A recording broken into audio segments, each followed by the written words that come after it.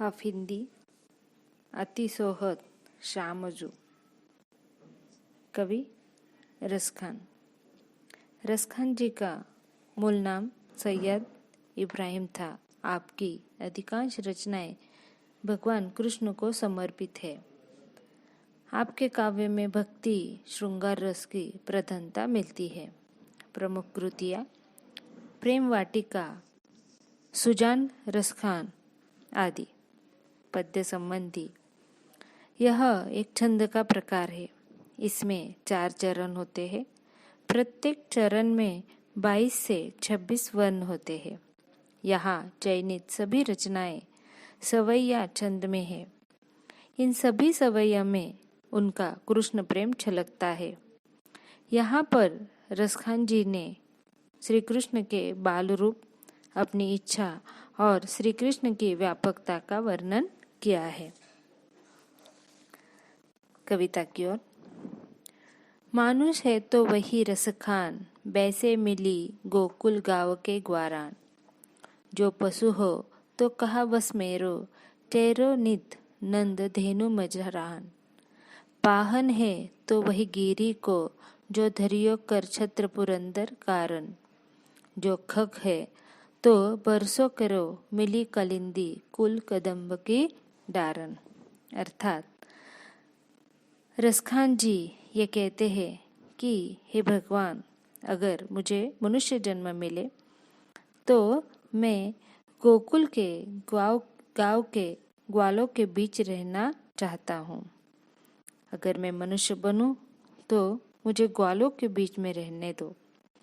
यदि अगर मैं मनुष्य न बनूं और पशु बन जाऊं तो भी मुझे कोई ऐतराज नहीं है, लेकिन मुझे ऐसा पशु बना देना कि मैं सदैव नंद बाबा के गायों के साथ चरता रहूं।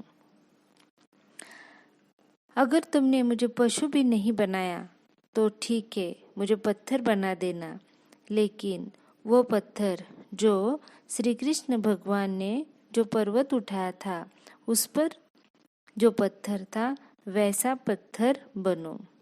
और इतना ही नहीं, वो कहते हैं अगर मैं कोई पक्षी बन जाऊं तो मुझे वो पक्षी बना देना जो यमुना नदी के तट पर जो कदम्ब सा पेड़ है उसके डालियों पर मैं बैठा रहूं। यानी कि इससे हमें ये समझ में आता है रसखान जी श्री कृष्ण के प्रति समर्पित थे और वो ये चाहते थे कि हे भगवान, मुझे अगला जन्म दो तो ऐसी जगह पर दे दो जहाँ पर मैं श्री कृष्ण भगवान को देख सकूं या उनका स्पर्श मुझे हो जाए। धूरी भरे अतिशहोत शामजू, तैसे बनी सिर सुंदर चोटी। खोलत खात फिरे अंगना, पग पैंजनिया बजाती परी कछोटी। वा छवि को रसखान बिलोकत, वारत काम कला निधि कोटी। काग के भाग कहा कही, हरि हाथ से ले गए माखन रोटी। अर्थात यहाँ पर रसखान जी ने श्री कृष्ण के सौंदर्य रूप के बारे में बताया है।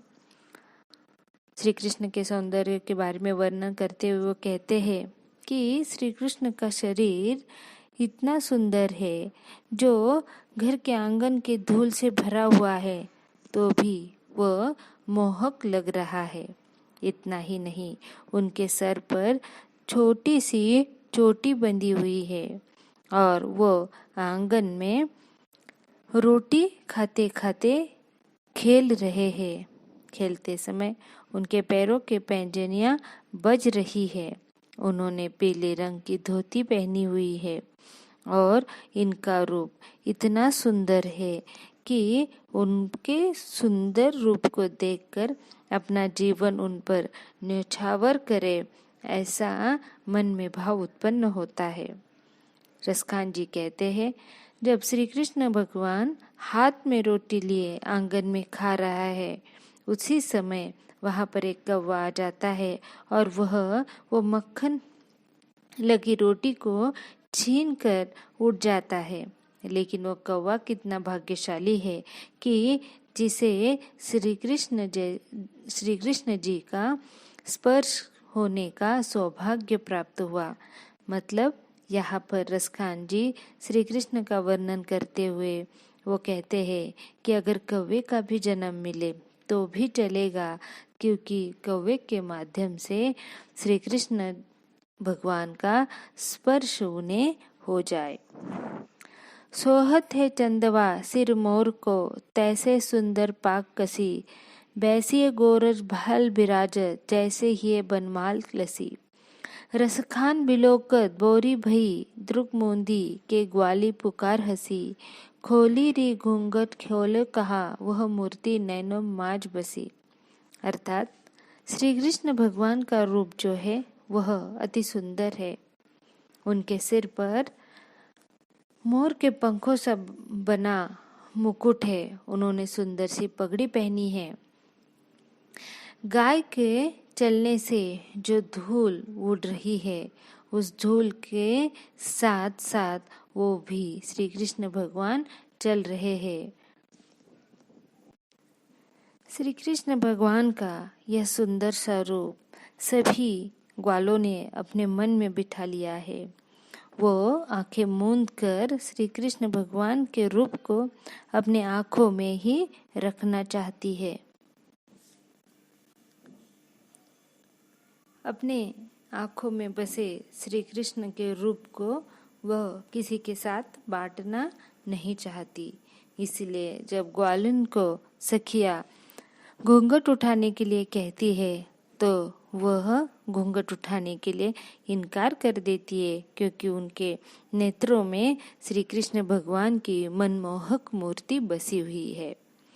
शेष गणेश महेश दिनेश से रहु जाहि निरंतर गावे, जाहि अनादि अनंत अखंड अछेद अभेद सुभेद बतावे। नारद से सुख व्यास रटे, पिचहारी तो पुनि पार न पावे, ताही अहिर की छेरोइया छछिया भरी छाछ पे नाच नचावे। अर्थात रसखान जी कहते हैं कि शेषनाग, शिव जी, गणेश जी, सूर्यदेव, इंद्रदेव, इन्होंने हमेशा श्री कृष्ण भगवान का निरंतर यशगान किया है। वेदों से अनंत कालों से श्री कृष्ण भगवान को कोई खंड नहीं हुआ है, न उन्हें कोई पा सका है। नारद मुनि से लेकर आज तक हर कोई उनका नाम रट लेता है, लेकिन उन्हें कोई प्राप्त नहीं कर सका है। उन्हें प्राप्त करना यानी श्री कृष्ण भगवान को प्राप्त करना इतना आसान नहीं है। सब हार गए हैं, लेकिन यही श्री कृष्ण भगवान ब्रज गोपियों के पीछे थोड़ी सी छाछ के लिए नाच नचते हैं। यानी कि जो सब लोग उन्हें पाने की कोशिश कर रहे हैं, लेकिन वो उनके हाथ नहीं आते हैं, लेकिन ब्रज नारिया गोपिया छाछ के कारण श्री कृष्ण भगवान को नचाती है। अर्थात इस कविता में रसखान जी ने श्री कृष्ण के प्रति प्रेम तल्लीनता को हमारे सामने व्यक्त किया है। उनका कहना है, ये जो सौंदर्य भरी पृथ्वी है ये श्री कृष्ण की देन है। उनके गुणगान हमेशा निरंतर चलता रहता है। कभी भी वो किसी के लिए भी हमेशा एक रूप है, जो रूप हर एक व्यक्ति की इच्छा पूरी करता है, लेकिन जो उन्हें पाना चाहता है, अपनाना चाहता है, उसे अपना सब कुछ समर्पित करना